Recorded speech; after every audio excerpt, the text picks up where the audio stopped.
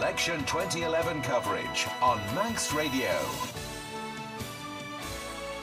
Our election coverage continues today with Carol-Quine, who's a medical staffing administrative officer. I hope I've got that right, Ms. Quine. That's correct. At Nobles Hospital. 51, a birthday on Sunday. Well Yes.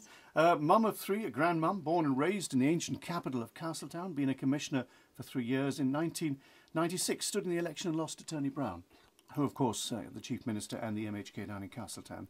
Now, let's get just this out the way. You were quoted as saying ultimately you wanted to be the first female Chief Minister. Is that accurate? Is that an accurate quote? Yes, that's what I did say. Do you intend being the first female Chief Minister? I don't know. It doesn't come automatically with the job no. in Castletown. You know? No. Right. You're a commissioner at the moment. You've been quoted as saying you find being a commissioner frustrating. Why? Sometimes it is frustrating because when we're asked from central government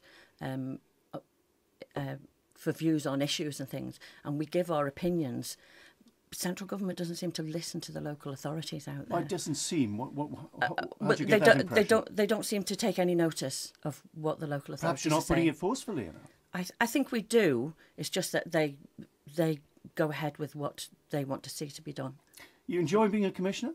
I love being a commissioner, yes. Right. Yeah. I mean, it's quite a burdensome workload, isn't it? I see that you attended 17 of 21 meetings, so the majority of Yes. the meetings you were attending there.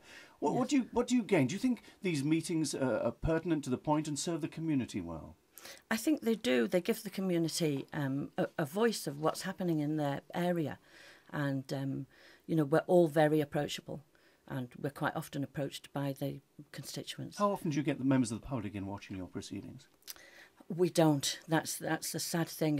It would be nice to have more people from Castletown come to the meetings. We usually always had one, but he's now one of our commissioners, Peter Hill-Heaton. You talk about spending as far as the government is concerned. I've not met one person who agrees with £3 million spent on Richmond Hill, £8 million on regeneration. You don't agree with the regeneration money. I mean, it has to be said, Castletown, it looks nice. It's had a lot spent on it over the last 2 decades. There's other ways that you could regenerate areas without spending an awful lot of money.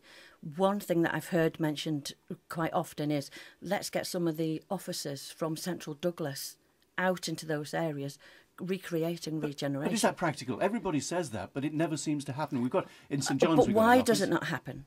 Why is it not happening? Well, We've how got would you get it empty to happen? properties in various different areas. We've got that magnificent marine biological station in Port Erin. How many departments could be housed in there?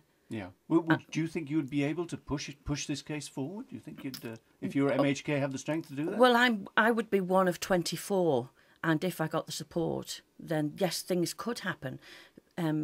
Things can happen if you join as a team and work as a team.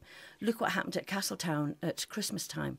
We had 3 different departments working together, and we brought 7,000 people into Castletown. So get the big battalions together, and that you think That's it. would Yeah, help, right? work as a team. Burning issue for Castletown's a Southern Area Plan. Why? Well, it's long overdue. It's 20 plus years behind, and now I hear that it's put back again until after the general election. It seems to be okay around Castletown. It's a very nice area to live. Lots of people love there. But, it is what's a wrong? lovely area to live.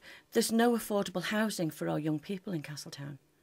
So where would you put the affordable housing? Obviously, Scarlet is a bone of contention. Where would you put it? Well, Scarlet is not Castletown. Scarlet is Maloo, and that's But the it trouble. feeds Castletown. Yes, but that's the trouble we have in Castletown too. The boundaries cut us off from extending. So maybe it is time to go forward and amalgamate.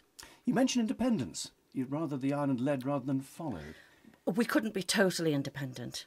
Well, how don't think independent so. can you? A sort of quasi. We already have a quasi-independence. Well, we could liaise more with other islands and see how they operate. And we do that with the Channel Islands already, don't we? Do we?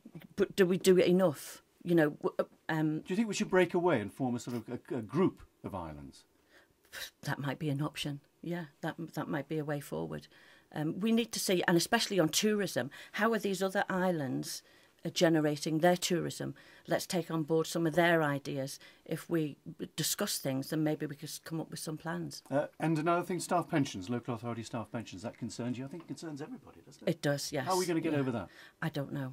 But then we haven't got all the facts, and we do need all the facts. We need to be open and honest, and we need everything on the table, and let's see about going forward. Carol-Quine, candidate in the general election in Castletown, thank you for joining us this morning.